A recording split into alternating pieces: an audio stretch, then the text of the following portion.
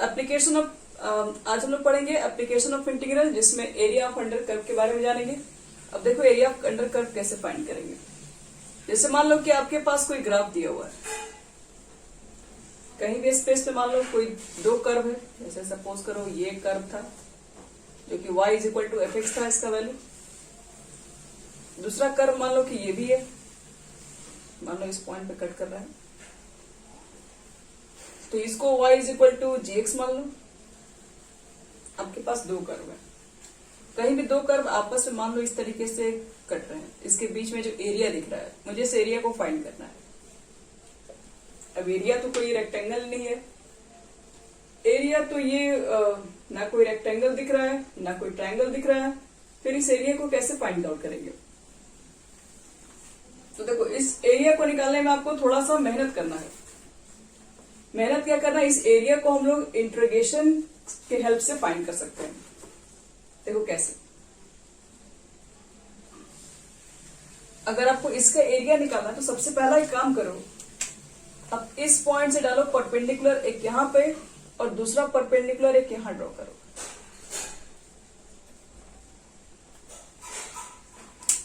ठीक है, और आपको क्या करना है, इसके बीच का ये जो एरिया है उसको निकालना है, कितना होगा। तो शॉर्टकट नाम दे दे रहे हैं इसका, कुछ ए नाम दोगे यहाँ पे, इस कर्व को बी कर दो, यहाँ पे सी कर दो, इस पॉइंट को डी। तो area of curve ABCD, area of curve ABCD अगर आपको निकालना होगा, ये इक्वल होता है, किसके इक्वल होगा देखो बता रहे हैं। सबसे पहले आपको क्या करना है कि आपको इस पॉइंट का कोऑर्डिनेट चाहिए होगा, इस पॉइंट का कोऑर्डिनेट चाहिए होगा। तो सपोज करो इस पॉइंट का कोऑर्डिनेट है ए कॉमा बी, इसका कोऑर्डिनेट है सी कॉमा डी। ठीक है, तो इस पॉइंट के लिए हम लिख सकते हैं एक्स एक्सिस पर a0 और c0, क्योंकि एक्स एक्सिस पे तो y वैल्यू तो 0 ही लिखेंगे हम लोग। लिख, आपको क्या करना है, इसका एरिया फाइंड करना है। एरिया कैसे निकालेंगे, तो सबसे पहले आप देख लो कि इसके अंदर एक रेक्टेंगल आप ले लीजिए। एक मिनट रुक जाओ,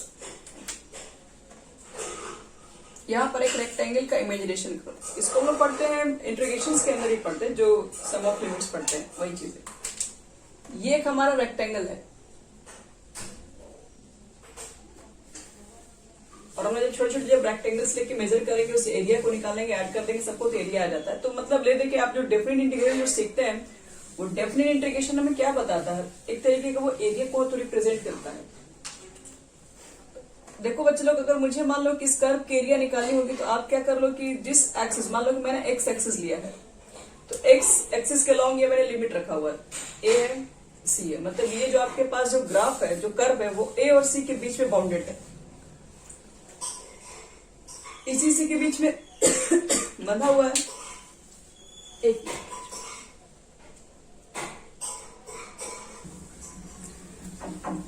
चलो बच्चे लोग यहां देखो, मुझे निकालना है इसका एरिया। तो एरिया एबीसीडी कैसे निकालेंगे, तो सबसे पहले क्या लिखोगे, इसके अंदर इंटीग्रेशन दोगे। वास्तव में जो आप डेफिनेट इंटीग्रेशन सीखते हैं वो एरिया के बारे में ही रिप्रेजेंट करता है।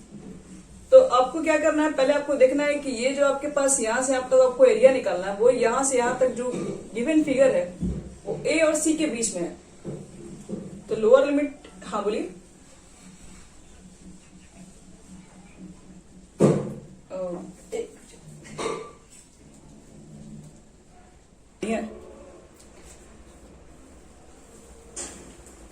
देखो चलो पहले हम लोग देखते हैं फिर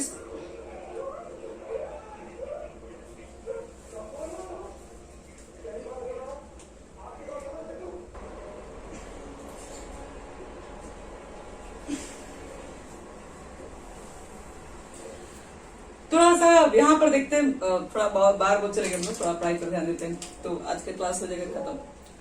पहले कुछ पढ़ लेते हैं बच्चे लोग, यहाँ देख लो। अगर मुझे इसका एरिया निकालना है तो क्या करेंगे, उसके ऊपर बात कर ले रहे हैं।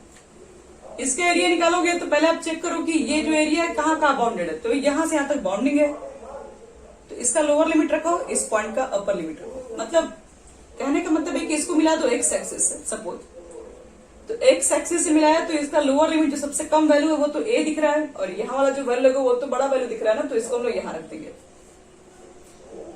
तो पहले तो मालूम कर लो कि आपका ग्राफ किसी किसके बीच में बाउंडिंग है, और उसका लोअर रखो, इसका कम वैल्यू रखो एक्स की वैल्यू, और यहाँ पर भी एक्स की वैल्यू रखो, पुट कर दिए हम लोग। इसके बाद यहाँ पर क्या लिखेंगे, तो देखिए अगर रेक्टेंगल आपने पैरेलल लिया है वाई एक्सिस के, तो याद रखना उसको वाई डी एक्स लिखते हैं। आपको पहले इतना काम करना है। अगर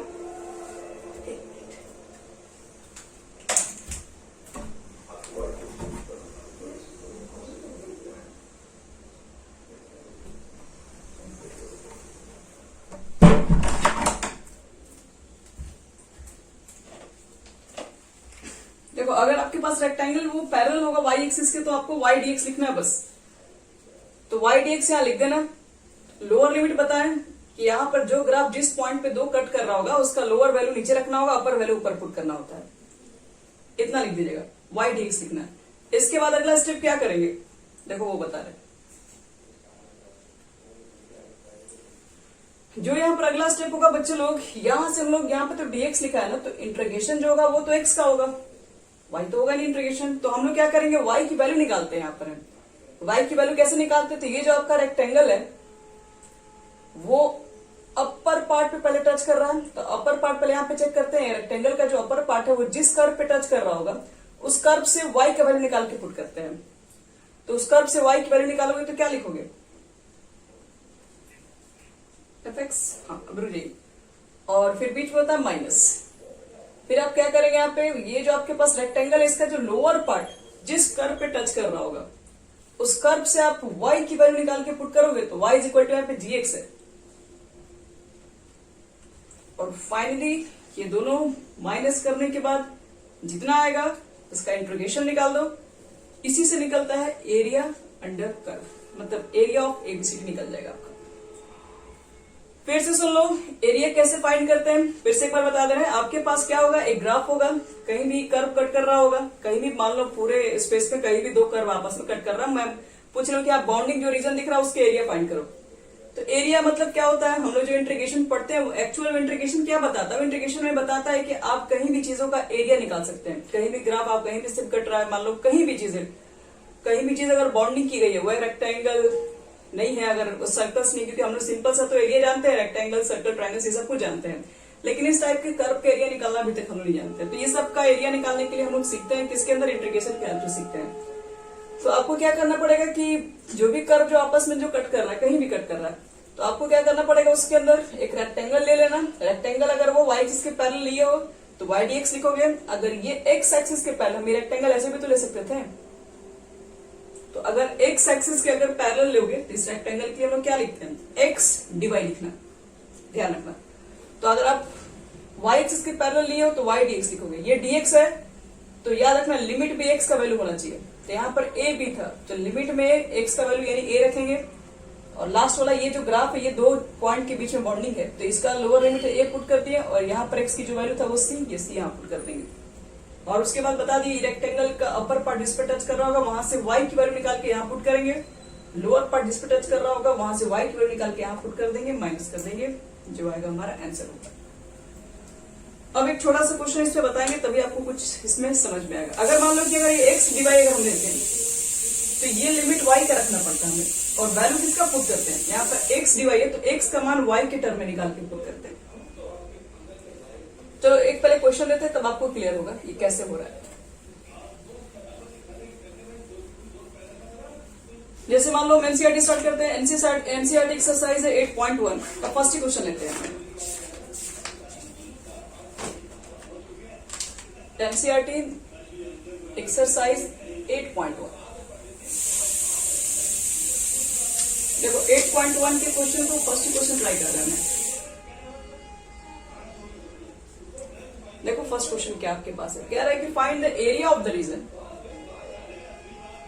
फाइंड करना है, find the area of region. किस रीजन का एरिया निकालना है, bounded by the curve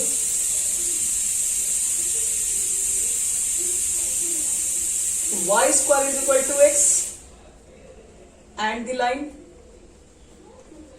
and the line x is equal to 1 and x is equal to 4 and x axis. चलो इस क्वेश्चन को ध्यान से देखो तुम लोग। अब इसी क्वेश्चन के बारे में मुझे इसको बताना है कैसे इसका ग्राफ बनाएंगे, फिर कैसे इसका एरिया फाइंड करेंगे। हाँ बोलिए।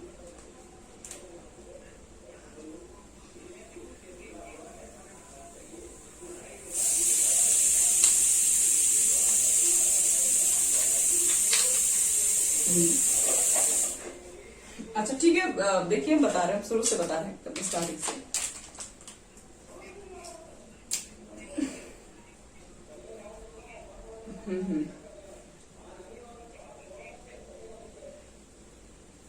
ठीक है, एंड फर्स्ट क्वाड्रेंट में लिख दो।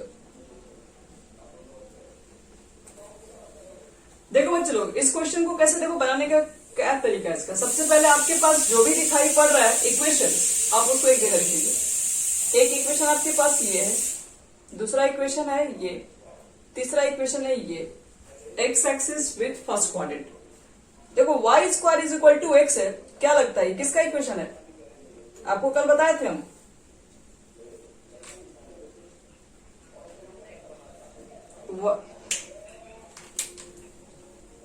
उसका नाम यू शेप तो ठीक है, लेकिन y square equal to x बताओ बच्चे लोग, स्टैंडर्ड फॉर्म बताए थे ये पैराबोला का इक्वेशन है, याद आ रहा है तुम लोग को? तो लिखेंगे इक्वेशन फर्स्ट। पहले इक्वेशन फर्स्ट के बारे में, आपके पास जितने इक्वेशन होंगे ना सबके बारे में आपको थोड़ी बहुत बात करनी पड़ेगी, क्या है ये। तो इक्वेशन फर्स्ट रिप्रेजेंट करता है, रिप्रेजेंट द इक्वेशन ऑफ, क्या है ये, parabola.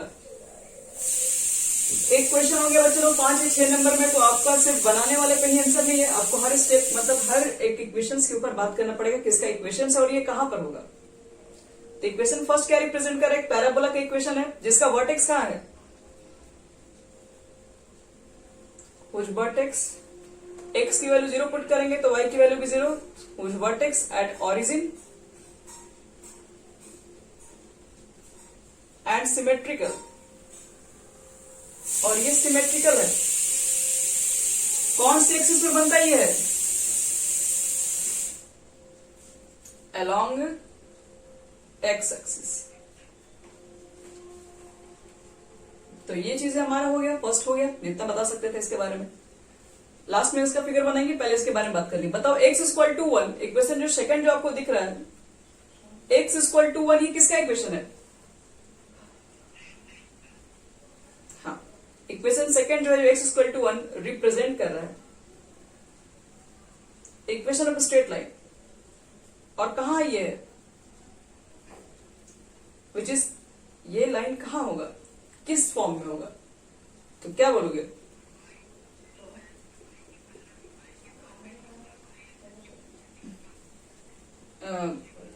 Which is parallel to the Y axis, Y axis के पैरेलल होगा, parallel to the Y axis. एक minute, parallel to the right side of Y axis, क्योंकि देखो राइट साइड इसलिए क्योंकि आपके पास वैल्यू पॉजिटिव है, तो which is parallel to the right side of Y axis.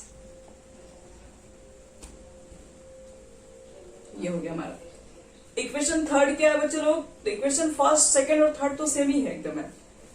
Third के बारे में भी आप सेम बात बोलेंगे। इक्वेशन थर्ड जो है स्ट्रेट लाइन के इक्वेशन है, वो भी पैरेलल है वाई एक्सिस के, और कहां लाइज करेगा? तो right side of the Y axis. यहां तक हो गया सबका? आप इक्वेशन थर्ड के बारे में खुद से लिखिए, आपको हम इक्वेशन पूरा बनाएंगे, बाकी के इक्वेशन में जो भी होंगे हम लोग सिर्फ ग्राफ वगैरह लेंगे सिर्फ।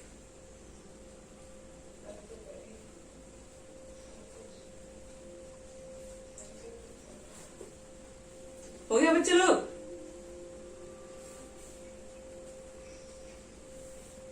ओके, तो इक्वेशन फर्स्ट, इक्वेशन सेकंड आप इक्वेशन थर्ड से खुद से कर लो, यहाँ पे 3 लिख के बाकी सब कुछ सेम लिखना है।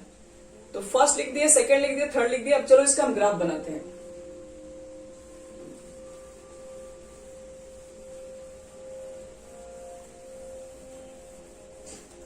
अब देखो इसका ग्राफ कैसे बनेगा। तो पहले आप एक्स डैश ले लो, वाई वाई डैश ले लीजिए।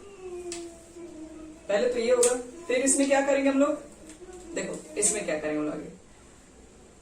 पहले तो आपके पास y square equal to x था, ये पैराबोला का इक्वेशन था, बताया था वर्टेक्स 0 0 है, तो यहां पर होगा ये चारों इक्वेशन कल बताए थे, चारों में से किस पे मैच कर रहा है, तो पहले वाले पे मैच कर रहा है।